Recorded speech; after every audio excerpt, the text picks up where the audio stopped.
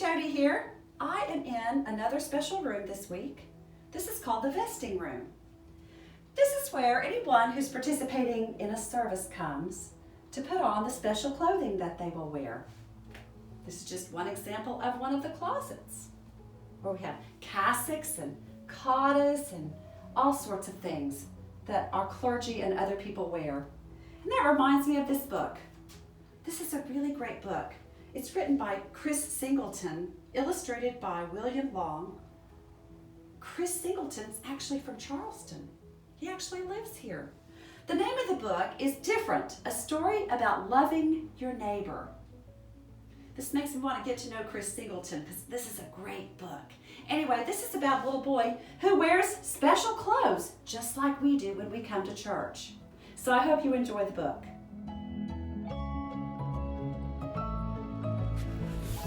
Tomorrow, Obina thought. Tomorrow will be the most important day since Dad got his new job in the United States. Obina had thought about it on the plane all the way from Nigeria. He'd thought about it while people in uniform stamped his parents' paperwork. He'd thought about it during the long, hot car ride to Charleston. Now they were finally here, and so was tomorrow, the first day of school. He carefully soothed the front of his dashiki.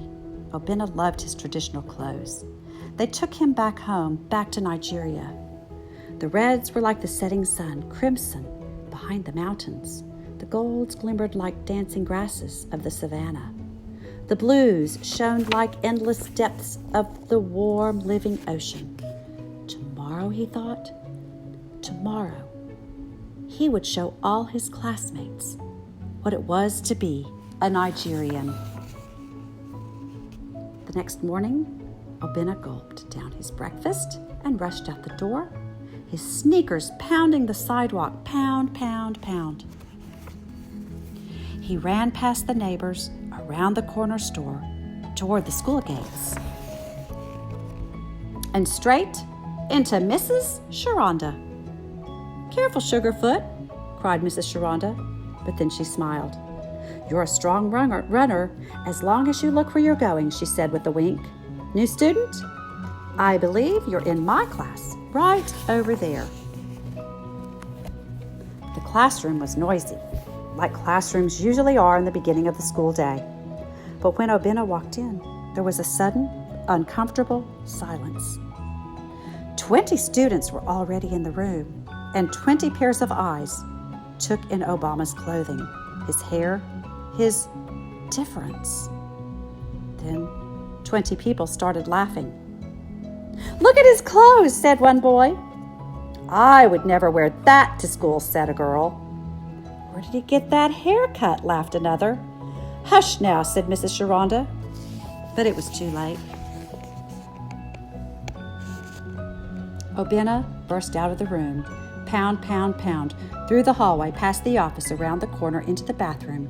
He ran, his tears mingling with his sneakers on the tile floor. He pulled off his dashiki and threw it on the ground. "Yesterday," Obina cried. "Oh, how I wish it was yesterday instead." He cried for Nigeria. He cried for the sun and the savannah and the ocean.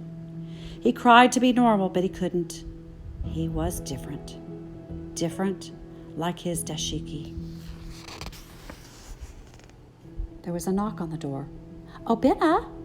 It was Miss Sharonda. Obina wiped his eyes, sniffed, and went out to his teacher's. She handed him a tissue. Her eyes were soft and the kind of eyes that seem to know exactly what you're feeling without you having to say a word. They sat in silence for a long time.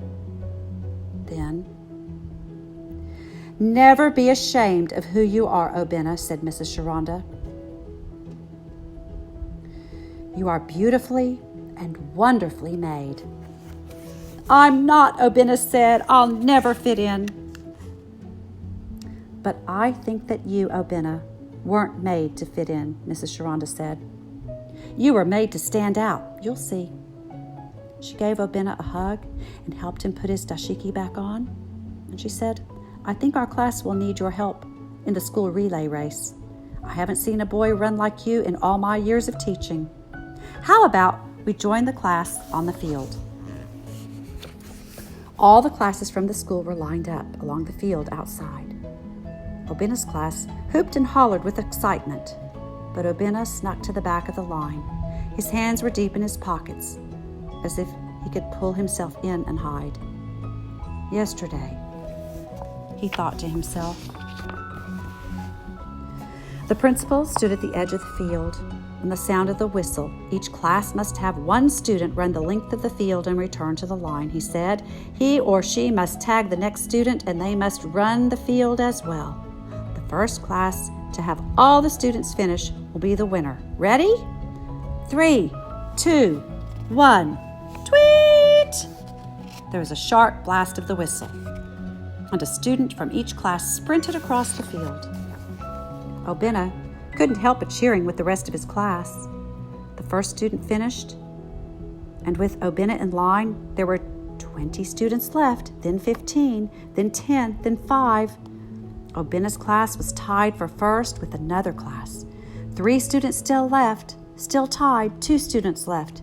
The other class was pulling ahead, 1 student left, and then Obina realized it was his turn. He slammed his sneakers into the grass. Pound, pound, pound. He pumped his arms. He rocketed across the field.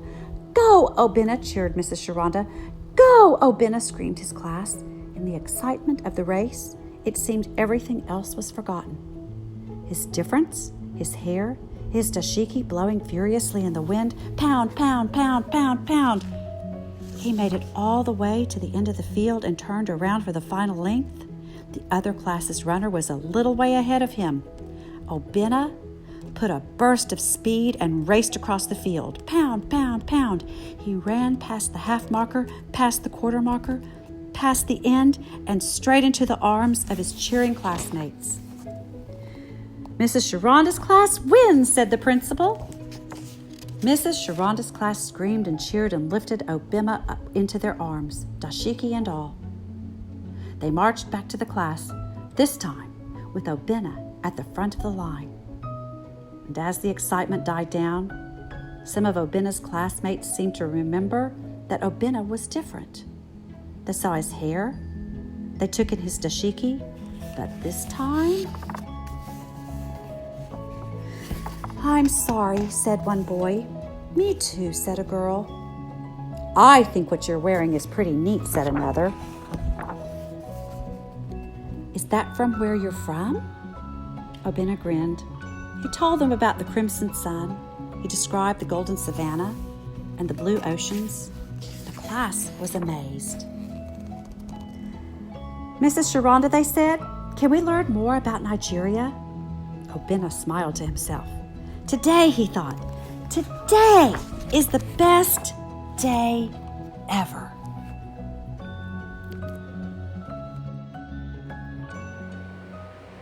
I hope you enjoyed that. I love what's on the back of this book. Never be ashamed of who you are. You are beautifully and wonderfully made. I hope you enjoyed this book. Thank you, Chris Singleton, wherever you are, for writing this and sharing this with us and reminding us that all of our differences are what make us special. See you later, boys and girls.